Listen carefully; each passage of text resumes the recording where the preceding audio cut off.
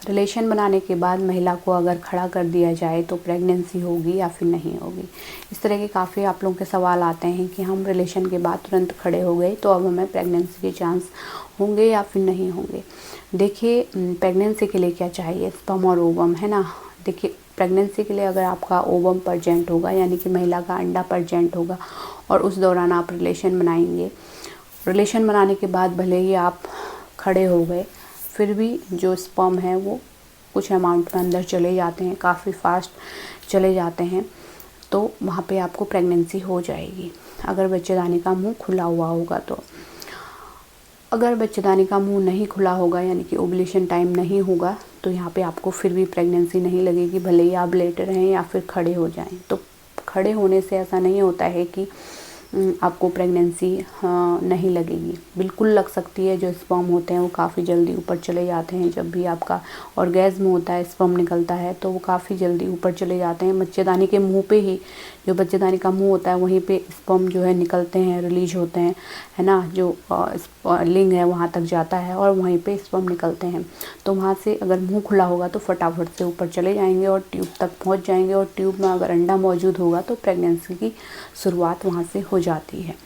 तो इस तरीके से होता है। भले ही आप वॉकिंग करने लगें या फिर खड़े हो जाएं, उससे कोई भी फ़र्क नहीं होगा। जो भी लिक्विड वाला पार्ट होगा, जो स्पर्म होता है उसके साथ लिक्विड वाला पार्ट भी होता है, लिक्विड होता है, तो वो उसको नीचे ही आना होता है, वेस्ट प्रोडक्ट होता है। स्पर्म कुछ ही संख्या में ऊपर जाते हैं, बाकी नीचे आ जाते हैं, है ना। देखिए, फिर आप लोगों का ये भी सवाल होता है, फिर महिलाओं को लेटने के लिए क्यों बोला जाता है अगर उनको कंसीव नहीं हो पा रहा है। वो एक उनको सहायता मिल जाती है ना। उससे ऐसा नहीं है कि 100% आप प्रेग्नेंट ही हो जाएंगी। अगर आपके स्पर्म सही होंगे तो ही आप प्रेग्नेंट हो पाएंगी। लेटने के लिए इसलिए बोला जाता है, या फिर पैर ऊपर करके दीवार के सहारे लेटने के लिए इसलिए बोला जाता है रिलेशन के बाद, ताकि स्पर्म को एक ग्रेविटी मिल सके। जिनके स्ट्रॉन्ग स्पर्म नहीं है उनको एक जल्दी ऊपर तक जाने में आसानी मिल सके, बच्चेदानी से ट्यूब तक जाने में आसानी मिल सके, एक ग्रेविटी मिल सके, तो इसलिए बोला जाता है। स्ट्रॉन्ग स्पर्म कुछ ही सेकंड में ऊपर चले जाते हैं और अगर अंडा मौजूद होता है तो वहाँ पे उससे मिल जाते हैं और फर्टिलाइजेशन शुरू हो जाता है। तो इस तरीके से होता है। भले ही आप वॉकिंग करने लगे या फिर आपने कई बार यूरिन पास कर लिया, तुरंत आपने ये सोचा कि जो स्पर्म है वो भी यूरिन के साथ बाहर आ जाएंगे, लेकिन यूरिन का रास्ता अलग होता है और वेजाइना अलग होती है।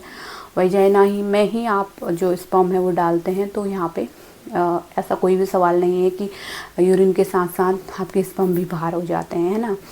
तो उम्मीद करती हूँ आप समझ गए होंगे। कोई भी डाउट अभी भी है तो नीचे कमेंट में लिख सकते हैं, और इसी तरह की हेल्पफुल वीडियो देखते रहने के लिए चैनल को ज़रूर सब्सक्राइब कीजिए और वीडियो को ज़्यादा से ज़्यादा लाइक कीजिए, शेयर कीजिए। Thanks for watching.